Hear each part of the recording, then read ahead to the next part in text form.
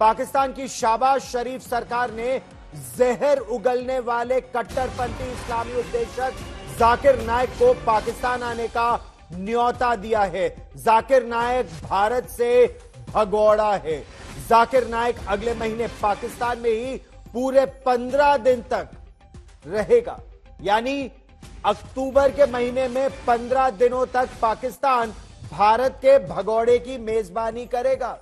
उसे अक्टूबर में इस्लामाबाद, लाहौर और कराची में इस्लाम पर स्पीच देने के लिए और प्रश्न उत्तर के लिए बुलाया गया है। और सभी जानते हैं कि जाकिर नाइक की बातें कितनी भड़काऊ होती हैं। जाकिर नाइक के पाकिस्तान जाने से कुछ ही दिन पहले, यानी इसी महीने, भारत में वक्फ संशोधन बिल को लेकर जाकिर नाइक ने मुसलमानों को भड़काने वाला बाकायदा एक वीडियो जारी किया था। जाकिर नाइक ने एक वीडियो जारी कर भारत के मुसलमानों से वक्फ संशोधन विधेयक का विरोध करने को कहा था। जाकिर नाइक ने इस संशोधन को इस्लाम विरोधी बताया था और दावा यह किया कि इसके जरिए नरेंद्र मोदी सरकार वक्फ बोर्ड की जमीन अपने हक में कर लेना चाहती है। जाकिर नाइक ने नरेंद्र मोदी सरकार को मुस्लिम और इस्लाम विरोधी बताया था और कहा था कि वो इस जमीन को ले लेना चाहती है। भारतीय मुसलमानों के नाम दिए गए वीडियो संदेश में जाकिर नाइक ने मुसलमानों से बिल का विरोध करने को कहा था। जाकिर नाइक, जो भारत से 2016 से ही भगोड़ा है, उसने कहा कि अगर केवल 50 लाख मुसलमान इसका विरोध कर दे तो यह बिल रुक सकता है। जाकिर नाइक पर भारत में भड़काऊ भाषण देने, मनी लॉन्ड्रिंग करने और आतंकवाद को बढ़ावा देने का आरोप लगा है।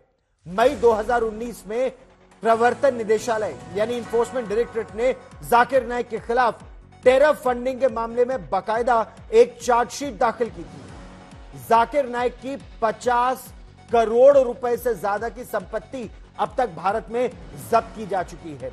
जाकिर नाइक 2016 से भारत से फरार है और वो पहले मलेशिया भाग गया था, लेकिन आतंक का या मुसलमानों को बरगलाने का उसका जो खेल है, ये इस कदर वहां फैला कि बांग्लादेश में भी जब आतंकवाद फैला तो दोष जाकिर नाइक को बांग्लादेश की सरकार ने दिया।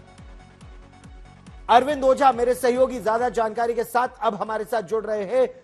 जाकिर नाइक भारत का भगोड़ा, बांग्लादेश में आतंक फैलाने का आरोपी, मध्य पूर्व में उसने अपनी पेट बढ़ाने की कोशिश की और अब वो पाकिस्तान सरकार के न्योते पर पाकिस्तान जा रहा है। तो और क्या जानकारी मिल पा रही है अरविंद?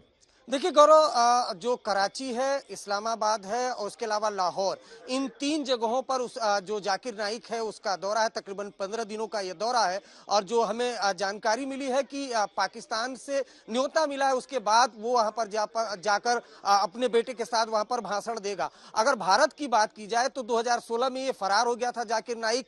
NIA ने इसके ऊपर केस दर्ज किया हुआ है, साथ ही साथ ED ने भी इसके ऊपर केस दर्ज किया हुआ है और UAPA के तहत जो सेंट्रल गवर्नमेंट, जो भारत सरकार है, उसने जो इसकी संस्था है जाकिर नाइक की इस्लामिक रिसर्च फाउंडेशन, उसको प्रतिबंधित किया है और आतंक रोधी जो कानून है वो इस पर लगाया गया। लेकिन साथ ही साथ भारत में ऐसे कई आतंकवाद से रिलेटेड केसेस है, न सिर्फ भारत में बल्कि पड़ोसी देश बांग्लादेश में कई ऐसे टेरर मॉड्यूल को बर्स्ट किया गया। उसमें जो आतंकी थे उन्होंने पूछताछ में जाकिर नाइक का नाम लिया कि वो जाकिर नाइक से बहुत ज्यादा प्रभावित थे। भारत सरकार ने जब 2016 में इसको प्रतिबंधित किया तो ये कहा बाकायदा उस नोटिफिकेशन में कि पूरी तरह से जो भारत की अखंडता, संप्रभुता और जो शांति है उसको कहीं ना कहीं भंग करने की कोशिश जाकिर नाइक की तरफ से की जा रही है। इस वजह से रहिए मेरे साथ जमीर देती पत्रकार हैं, पाकिस्तान इस्लामाबाद से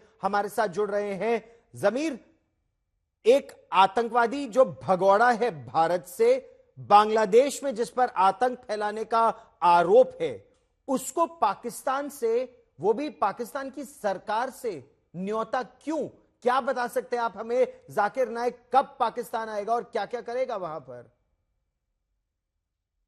जी, देखिए, इसमें पाकिस्तान सरकार की जानिब से उनको दावत दी गई थी दौरा पाकिस्तान की, जो उन्होंने कबूल की थी, और उन्होंने अक्टूबर में पाकिस्तान का दौरा करना है।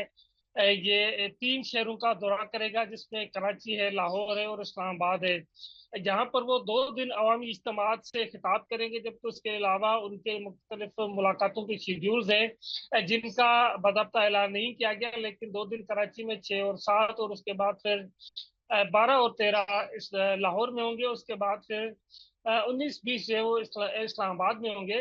तो ये एक 3 शेड्यूल्स जारी किए गए। इस हवाले से बताया गया है कि वो कराची में भी जो अवामी इज्तिमात हैं वहाँ पे खिताब करेंगे। और इसकी जो टोटली हमें बताई गई है, उसका मकसद